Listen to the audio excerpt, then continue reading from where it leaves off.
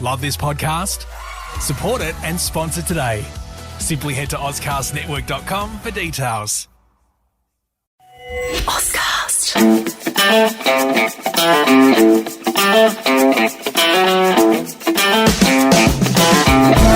Episode 3 of The Maker and the Drinker podcast. I am the drinker, Jared Walsh. The maker is John Retzis from First Drop Wines. Thanks to Ozcast Network for hosting this. If you want to find out more about podvertising and all the incredible podcasts that are a part of this family, ozcastnetwork.com.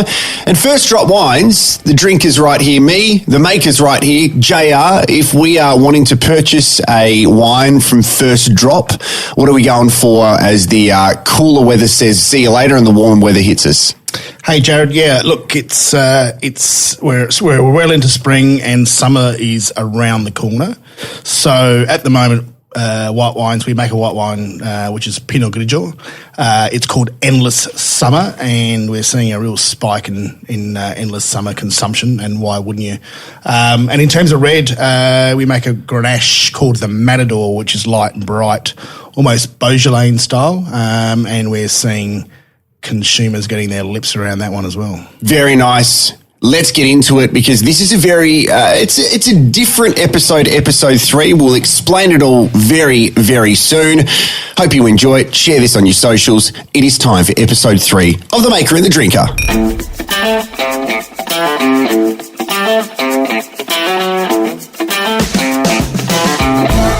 Johnny, before we introduce Ernesto, I wanted to tell you something quickly. My missus came home on Friday night and I was having a bottle of mother's milk at home, and she's going to give birth in a few weeks. So she couldn't drink it, which is better for me. And she said, I tell you what, a guy who I work with said, I have the best bottle of wine I have ever had in my life and I want you to drink it. And I'm thinking, he's just going to pump up First Drop. And that didn't happen.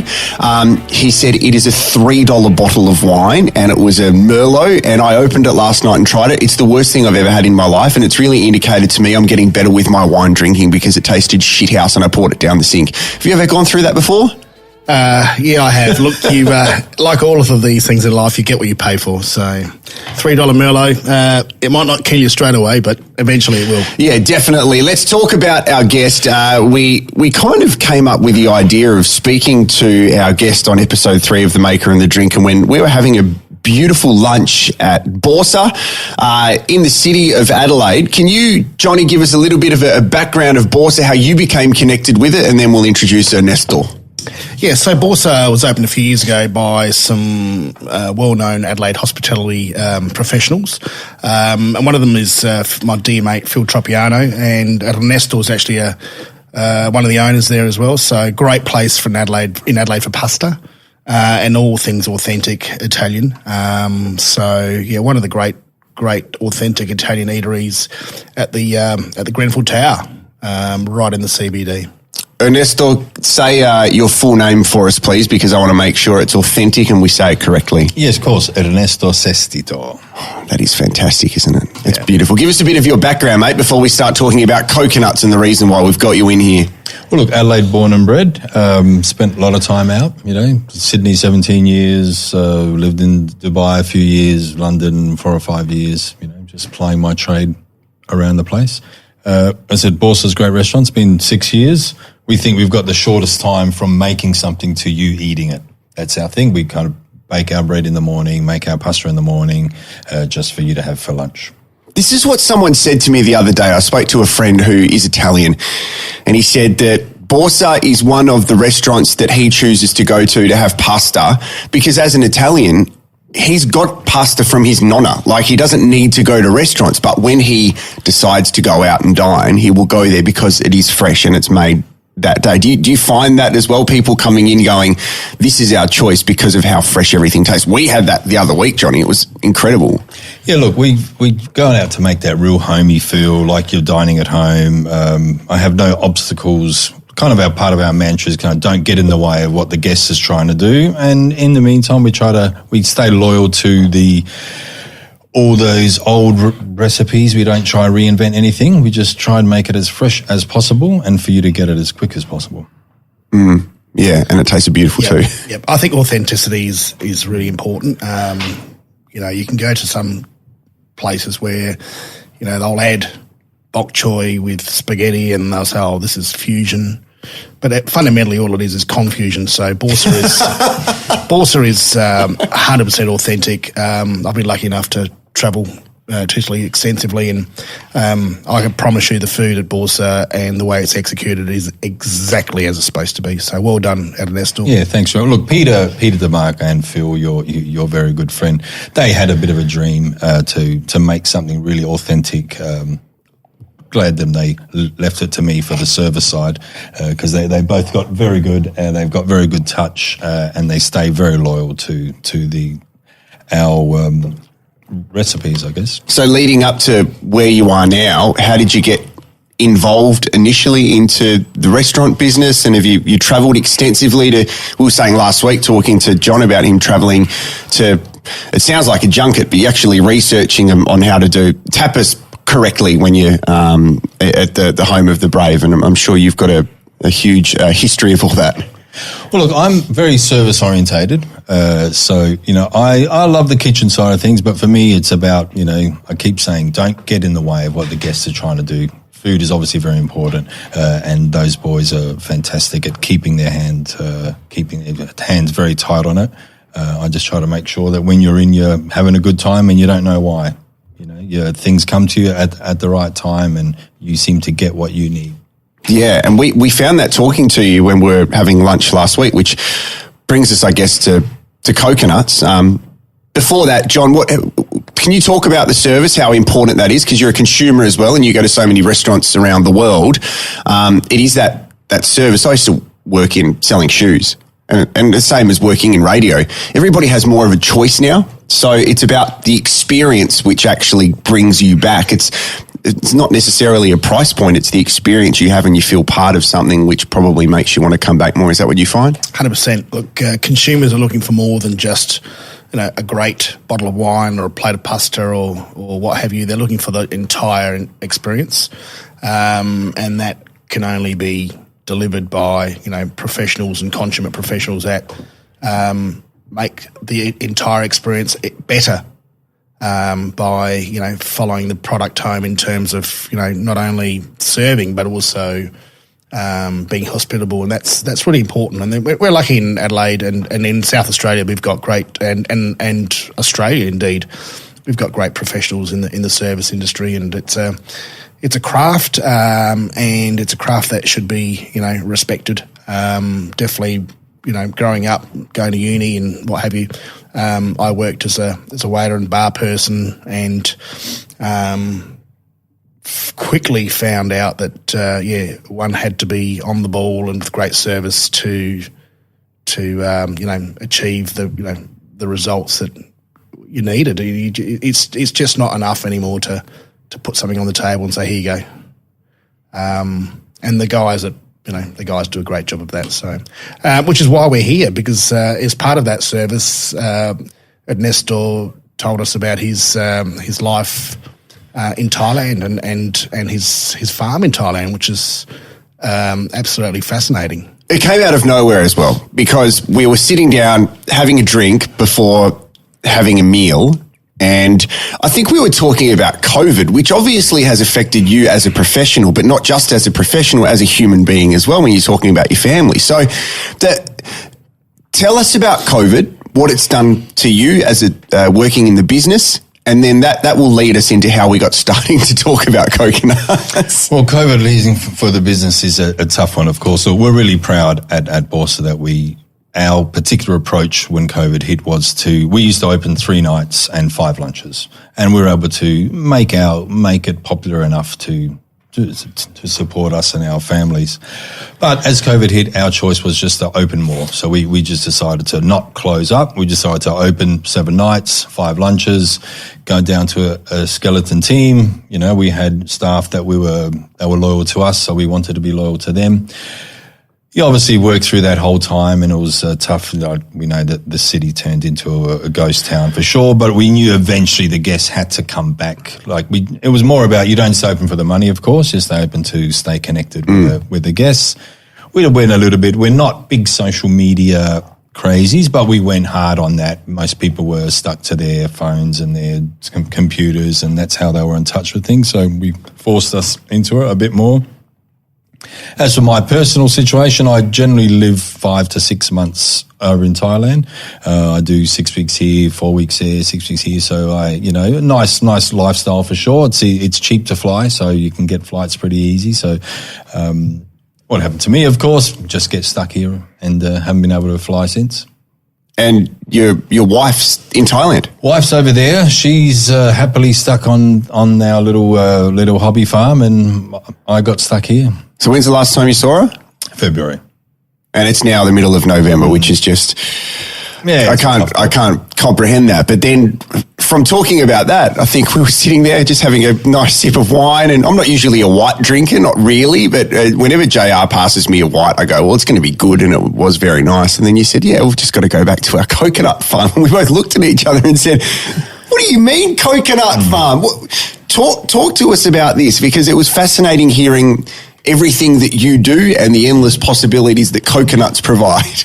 Well, look, my wife's Thai, of course, so for the last, say, the first 4 or 5 years we were together, we travelled around looking for something that we would eventually like to be in full time. So we toyed with going up north where they grow coffee, over 700 metres you can start growing coffee. So we're toying with that idea. We eventually found a nice piece of land in what's called the Chonburi area, beautiful rainforest area called Kalkiao. Visually stunning, very quiet and very easy to get to. So we found a few acres and then built a nice home, and it went from there. Basically, we got about 70 trees, small little hobby farm, and we produce some nice local coconut oil. So in terms of coconut production, pardon me, for my ignorance, but are you sort of growing a certain amount of tons per tree? How do you sort of break it down in terms of the commercial? Well, look, as I said, we are a hobby farm. But generally, what does that mean? Sorry, by the way, hobby farm is like it's only small enough to keep our family going. Okay, Yep. So I don't have 10 acres. It's like a 2-acre farm. I've got about 70 trees in total. It works out about every coconut tree, a healthy tree, can make between, say, 60 and 100 coconuts a year. That's a lot per tree, isn't it? That's right. Yeah. Excellent. And these coconuts are used for coconut milk or coconut liquid, or it can go to a lot of things. You can what we particularly do is obviously dry them and then cold press them and make an oil, but they can be grated to make a coconut cream. You can use the water. Obviously, we've all heard of the coconut water. Yeah. So there are many uses. So what is the whole process of you going, this is going to be something that we want to pursue? Because I'm guessing that it's quite common in that area of where you live in Thailand I think you showed us an image of your property, so you've got another one next to you, so it would sound quite competitive as well. Look, not really. It is, because I keep saying hobby farm, because we're not in kind of direct competition. It's more about using our land to our advantage. Look, it's almost like the land came before the business. It's like we found a piece of land, built the house, and said, right, we should use these natural resources. So each tree can make, I said, about 70 to 100. Our processes it's quite difficult to make oil, because there's three layers that you have to get through, and then there's drying, and then there's pressing and filtering. How long does that take?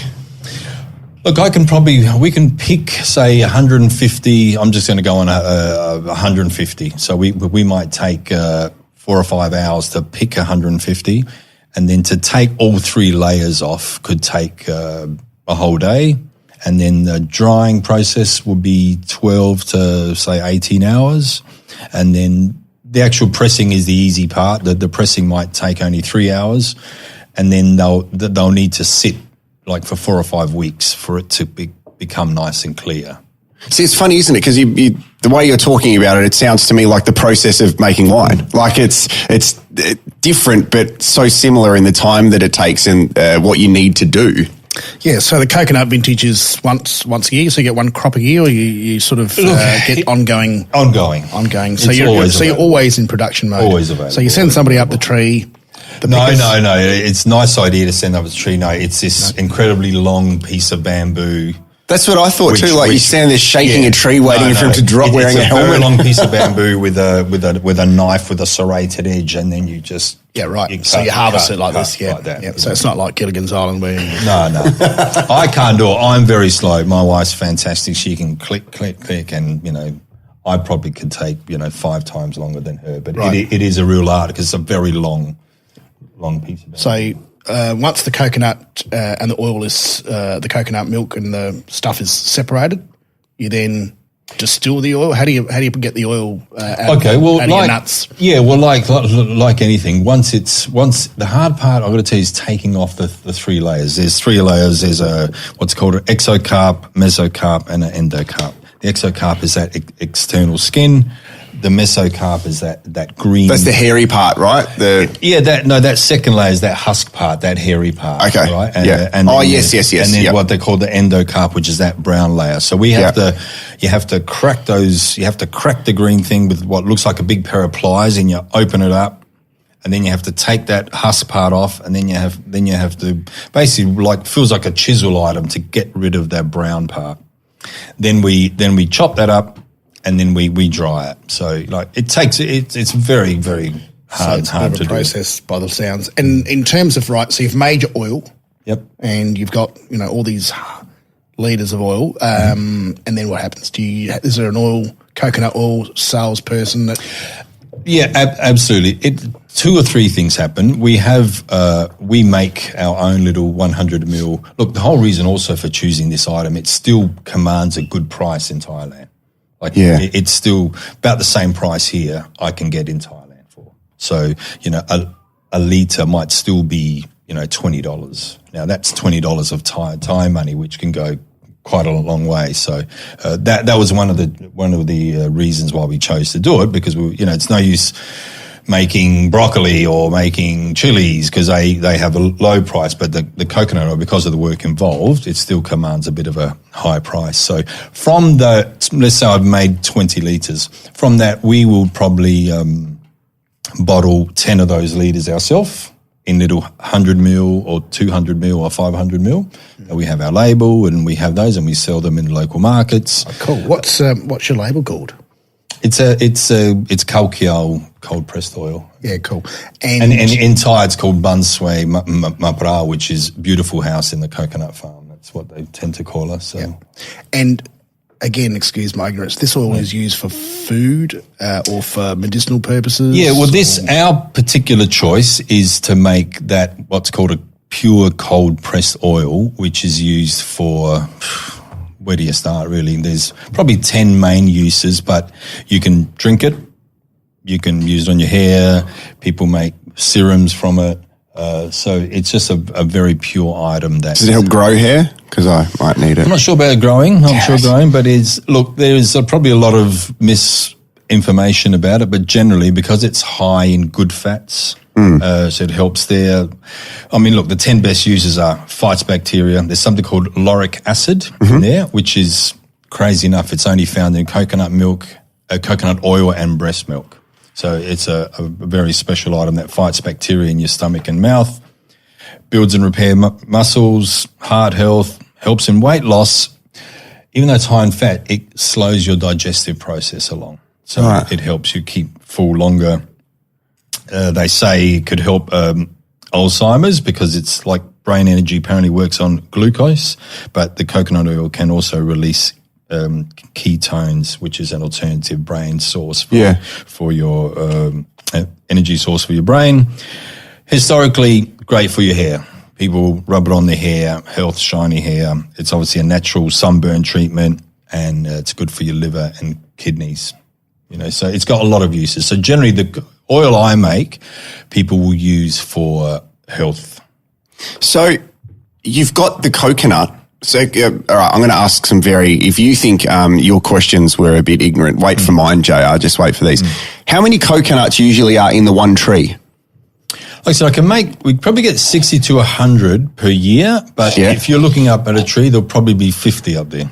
Okay. And what you're saying is so you're not using any of the water inside the coconut, right? No. We use it you can have that for yourself. Ourselves. We use it for ourselves. So we give it to our neighbours. Yeah. So what you're doing is you're utilising everything about the coconut to actually, until there's nothing left pretty much. You just, that's what it's there for. Yeah, the whole coconut, I said that first skin, that green part's very thin layer. You don't do anything with that. But the next layer, that husk, fertilizer, you break that up.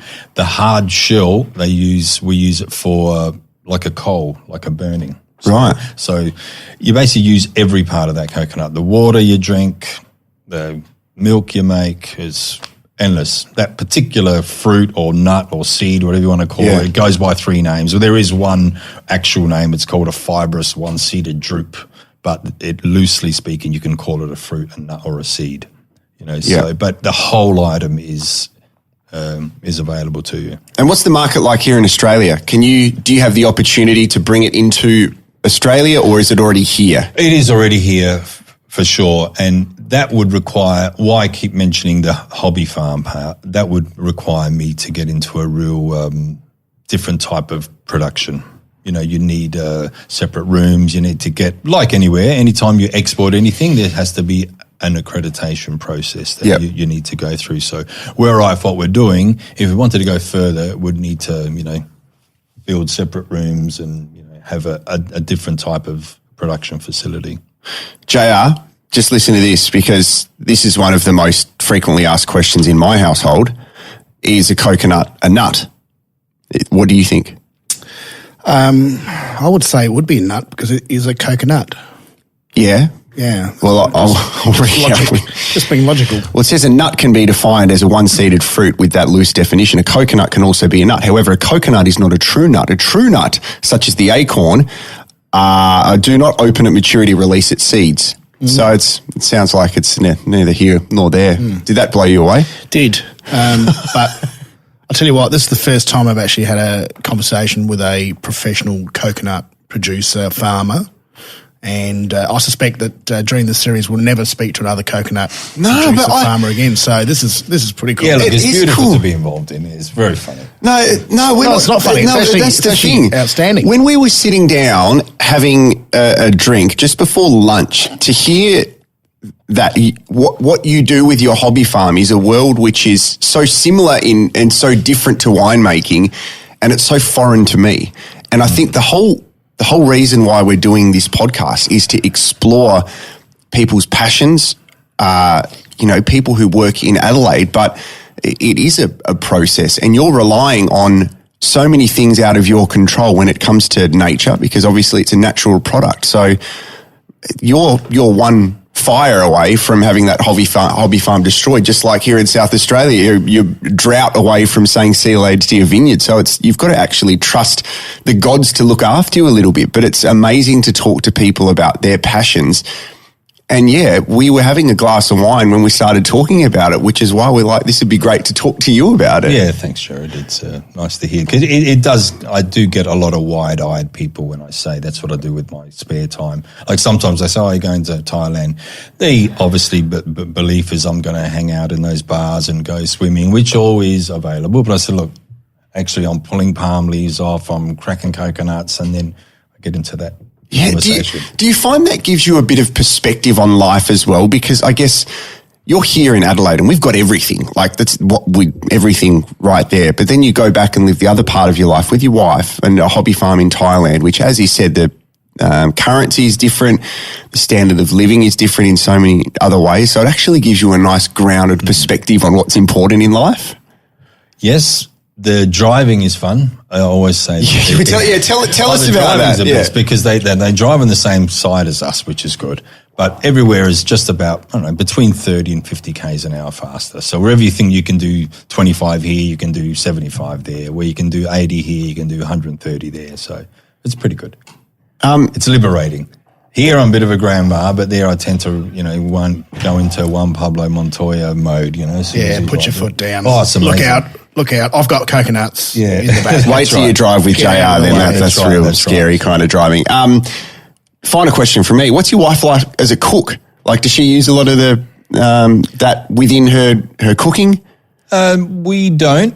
You can use the young coconut as an ingredient for salad. People can add that in. Part of that, so going back to the oil, sometimes, as I said, we make the pure oil, but stuff that's not so pure, and what I mean, like not water, looks like a clean glass of water, we will use for cooking. So we do use it because it's a beautiful item for cooking, like deep frying a fish or something. Yeah. Coconut oils. Does it have a high boil point, whereas you can, some oils... Yeah, definitely has a good... not like, for example, the beautiful olive oil, which has that low cook. It definitely has a much higher temperature. So great for frying and so forth. Yeah, cool. We make soap. She's turned into a bit of a mad scientist now because she makes soap. She makes shampoo. Because we're using that press actually to do many things. We not only do the coconut, we kaffir lime, for example. Yeah. Like that's another product. But you need so much of the lime leaf because that commands a great price, and that is used in quite a few areas as well. Where are we going if I'm tomorrow and we're allowed to? We're going to Thailand, and I'm like, I need to go and purchase some of this. Local markets. Tell me exactly where I'm going, because the great thing about podcasting is once we put this live, anyone in the world can listen to it at any time. So where do we get it from? Look, I appreciate it. The area for us is called Khao Kiao.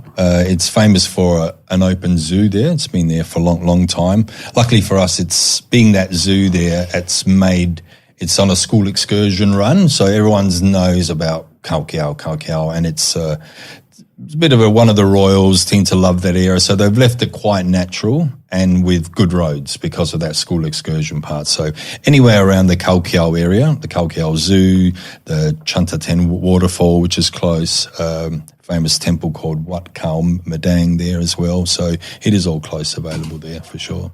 This has been great.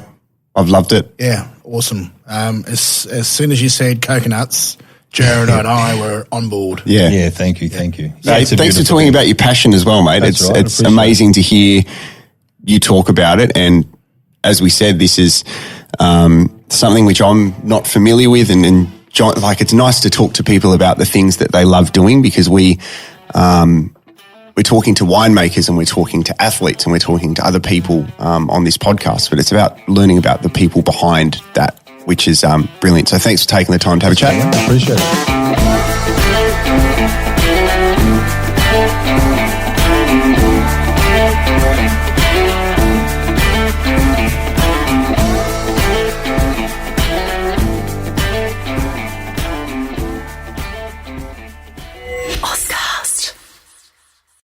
Love this podcast?